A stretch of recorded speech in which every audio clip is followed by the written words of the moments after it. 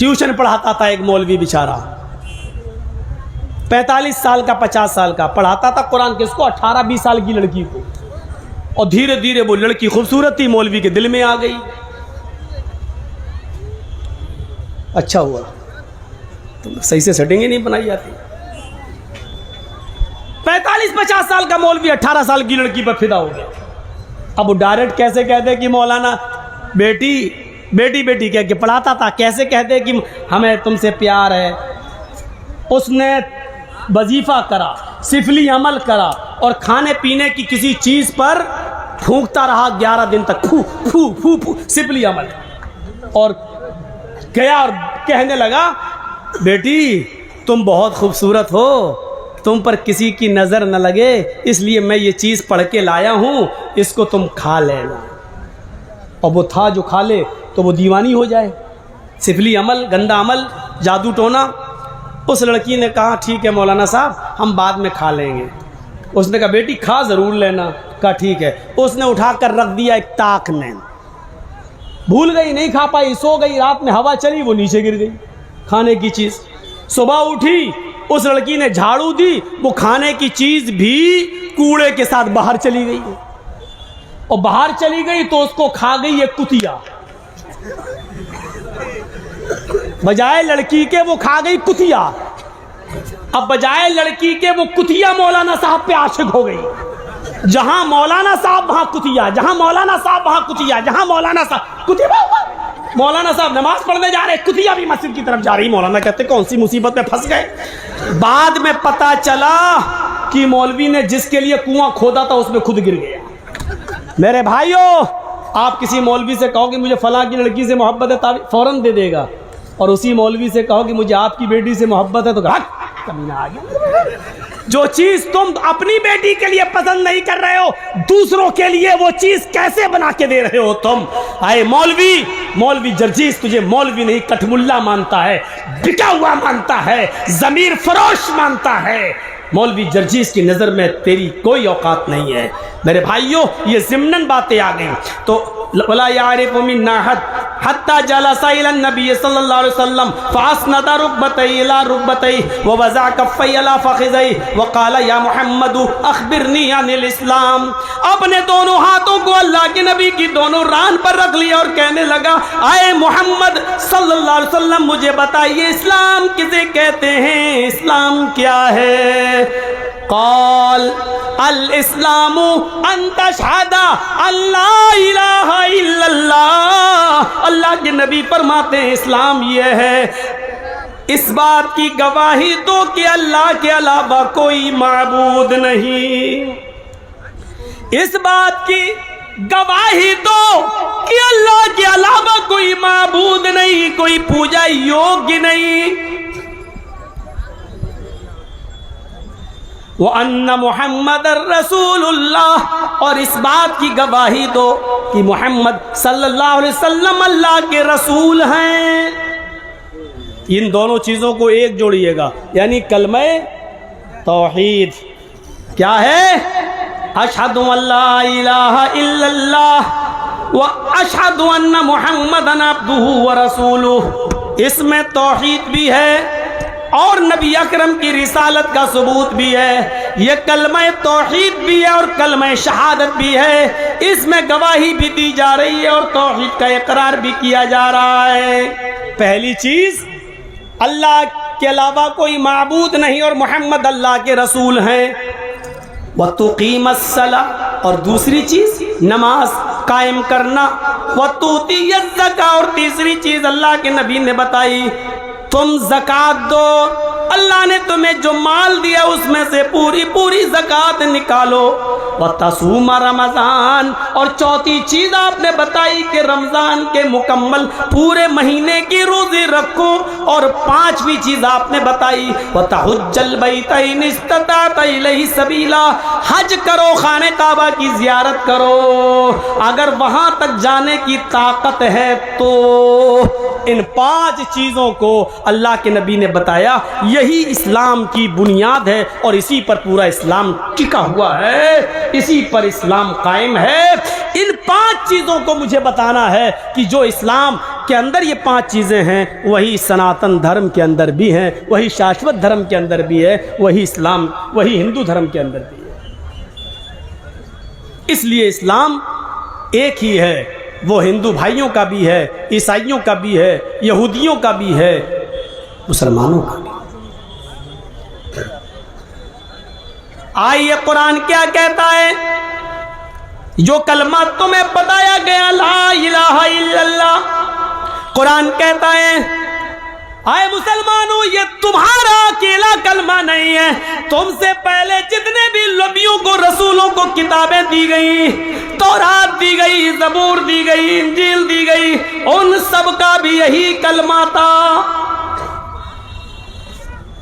और इसीलिए अल्लाह ताला ने अहले किताब को मुखातब करके फरमाया कुल या अहलल किताबी तालू इला कलिमतिन सवाइन बैनना व बैनकुम अल्ला नाबुदा इल्लल्लाह वला नुशरिका बिही शैया वला यत्तखिज़ा बाज़ुना बाज़न अरबाबम मिन दूनिल्लाह।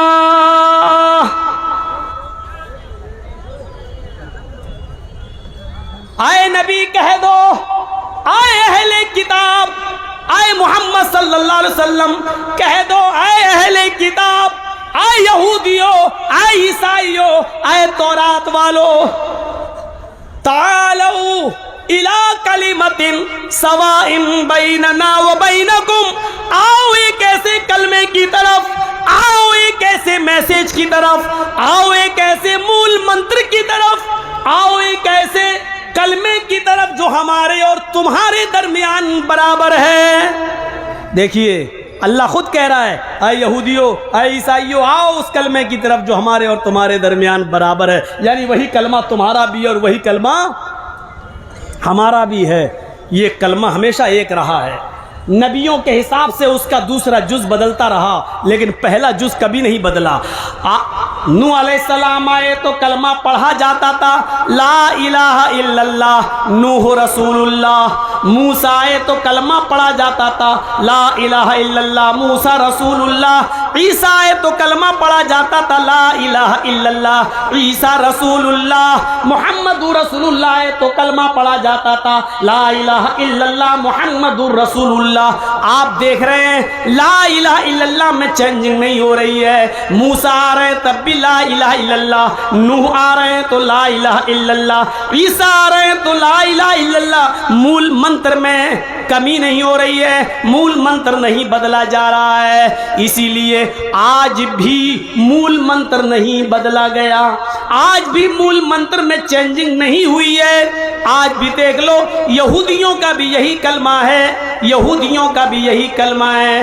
बाइबल में और ईसाइयत में तो साफ कह दिया है there is no god but god is only one. अल्लाह एक ही है, उसके अलावा कोई दूसरा नहीं है। ये मूल मंत्र हमारे हिंदू धर्म के ग्रंथों में भी नहीं बदला गया, मूल ग्रंथों में मूल शिक्षा नहीं बदली गई।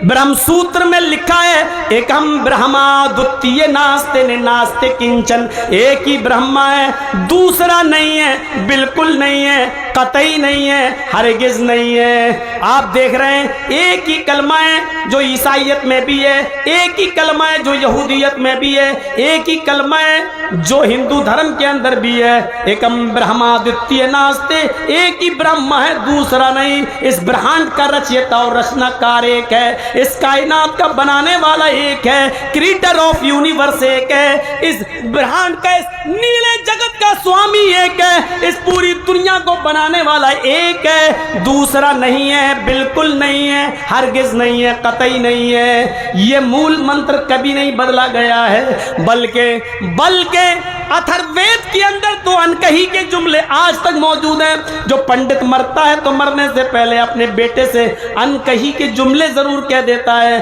और अपने बेटे को सिखा देता है ला इलाहा हरणे पापन इल्लल्लाह परम पिदम, ला इलाहा हरणे पापन इल्लल्लाह परम पिदम। हाय मेरे बेटे, मरने से पहले तू भी ला इलाहा इल्लल्लाह पढ़ लेना। है मेरे पुत्र, मरने से पहले तू भी ला इलाहा इल्लल्लाह पढ़ लेना। मोक्ष प्राप्त हो जाएगी, तेरी मग़फ़िरत हो जाएगी, तेरी बख्शिश हो जाएगी। हरण पापन, जब तू ला इलाहा इल्लल्लाह पढ़ लेगा तो तेरे सारे पाप मिट जाएंगे, तेरे सारे पाप खत्म हो जाएंगे, तेरे सारे पाप मिट जाएंगे। अथर्ववेद के कांड में ये भी बात कह दी गई है, ला इलाहा हरण पापन इल्लल्लाह परमपिदम। अब क्या रह गया? ये कलमा हमारे हिंदू भाइयों का भी कलमा कभी नहीं बदला गया।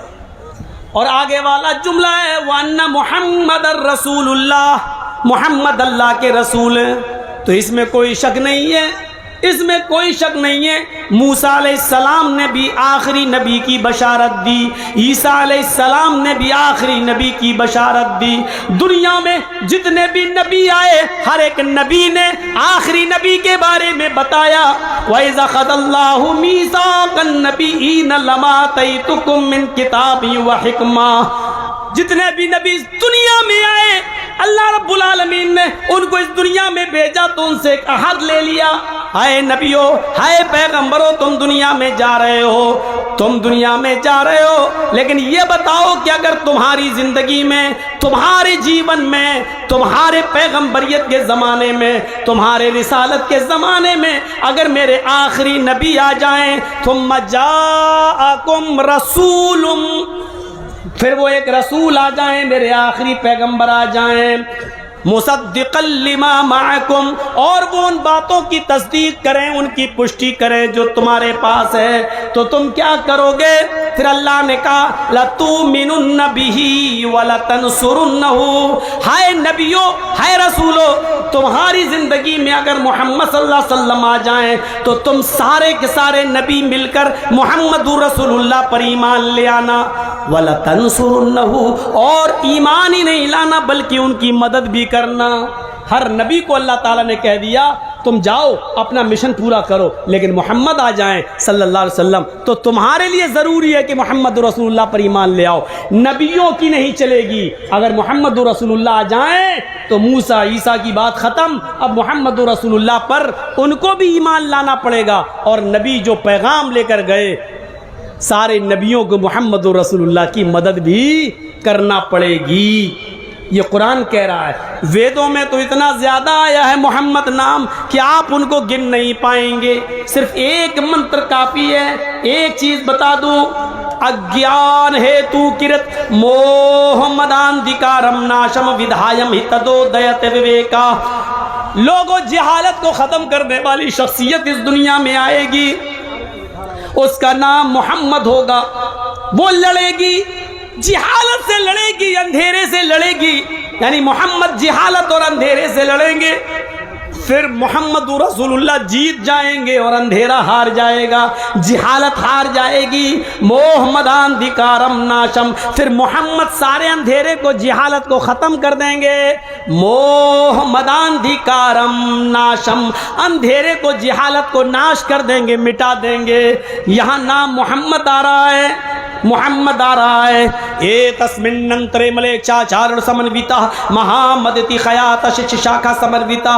लोगों, मोहम्मद इस दुनिया में आएंगे, इति खयाती, उनकी बड़ी शोहरत होगी, उनको लोग बहुत ज़्यादा पहचानने वाले होंगे, उनका बड़ा नाम लिया जाएगा। समन्विता, वो सबको बराबर की नज़र से देखेंगे, उनकी नज़र में कोई छोटा नहीं होगा, उनकी नज़र में कोई बड़ा नहीं होगा। ये लीजिए, मोहम्मद का नाम भी बहुत सी जगहों पर आया है। एक चीज़ हो गई, अशहदु अल्ला इलाहा इल्लल्लाह व अशहदु अन्ना मुहम्मदन अब्दुहु व रसूलुहु। 5 चीज़ों में एक चीज़ का जिक्र आपके सामने आ गया। ये इस्लाम है तो ये हिंदू धर्म के अंदर भी ये कहा गया अल्लाह के अलावा कोई माबूद नहीं और मोहम्मद सल्लल्लाहु अलैहि वसल्लम आखिरी नबी हैं।